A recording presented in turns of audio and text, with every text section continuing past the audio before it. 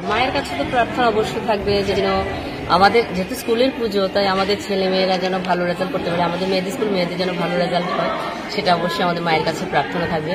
এবং সেই সঙ্গে সমস্ত মানুষও যেন তাদের বিবেক বুদ্ধিতে ভরপুর থাকে, সেটাই প্রার্থনা থাকবে।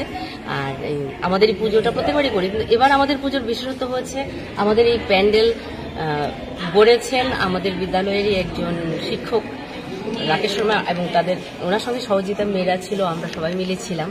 তো পুরোটা আয়োজন আমরা সবাই মিলে করেছি। সারাদিন কিভাবে কাটাবো? সারাদিন কাটাবো কি করে, আমাদের মেয়েরা তো এখন পুজো হয়ে গেছে, প্রসাদ দেওয়া হবে।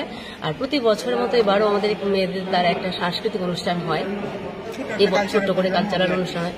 মেয়েরা তাদের মতো করে পুজোকে ভিত্তি করে পুজো কেন্দ্রিক অনুষ্ঠান করে, নাচ গান এমন করে অনুষ্ঠান করে, আনন্দ ফুর্তির মধ্যে আজকে কেটে যাবে আমাদের পুরোটা দিন।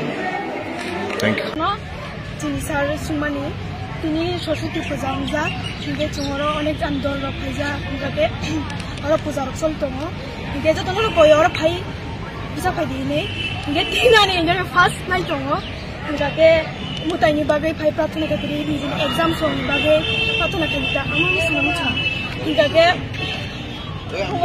যে সেলিব্রেশন কতরখানে সেলিব্রেশন খাইজা তিনি মানে চুংবো লাস্ট ব্লা 12 ফাইনাল মানে লাস্ট ইনকে বা ইনকে কতরখানে খাইজা ইনকে নরক নাইমান হামবাই।